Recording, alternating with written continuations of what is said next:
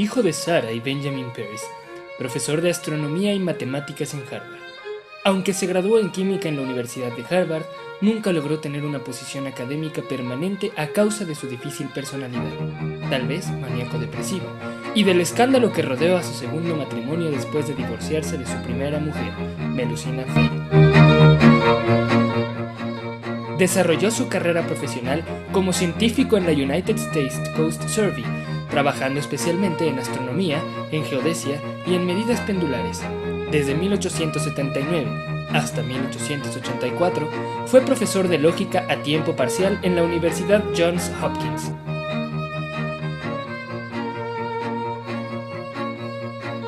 Tras retirarse en 1888, se estableció con su segunda mujer, Juliette Froissy, en Milford, donde murió de cáncer después de 26 años de escritura intensa y prolífica. No tuvo hijos.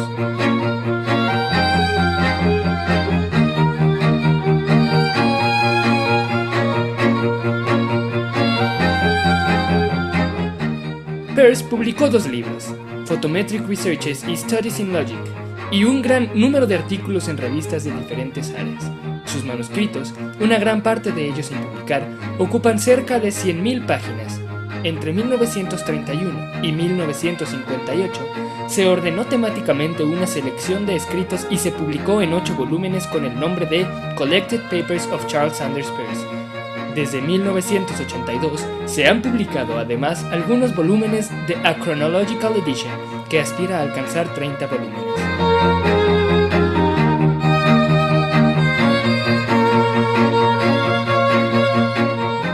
Peirce es también considerado como el padre de la semiótica moderna.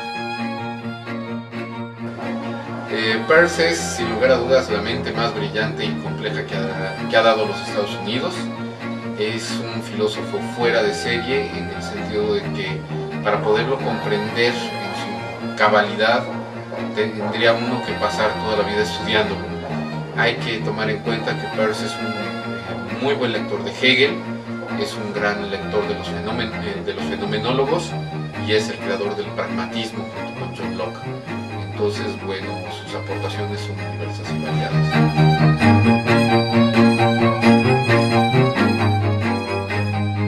Su trabajo, a menudo pionero, fue relevante para muchas áreas del conocimiento, tales como astronomía, metrología, geodesia, matemáticas, lógica, filosofía, teoría e historia de la ciencia, semiótica, lingüística, economía y psicología. Cada vez más ha llegado a ser objeto de abundantes elogios.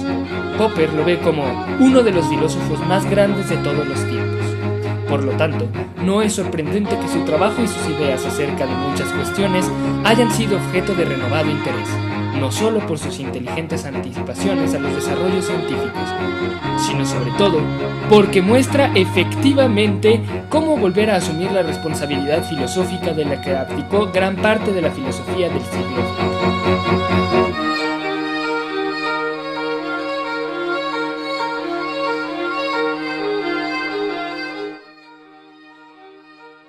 En su tesis sobre el signo, las nociones claves son las de objeto e interpretante.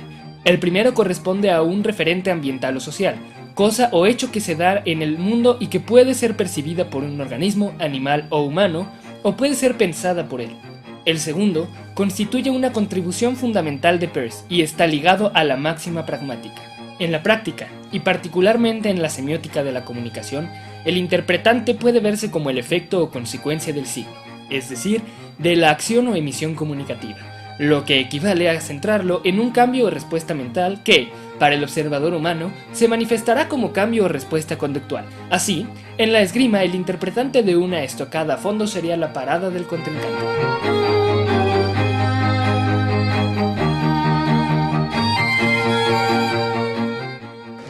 En primera no es triángulo, es triada, porque se compone de 3 elementos: la primeridad, la segundidad y la terceridad. Cada uno de ellos va a estar dividido a su vez en su primeridad, en su segundidad y su terceridad. Y bueno, hay que tomar en cuenta, va a depender del autor, porque Peirce no lo esquematiza como tal, sino sus lectores. Uno puede tener el objeto, la representación y su interpretación. Entonces cada uno de ellos va a tener su primeridad, su segundidad y su terceridad.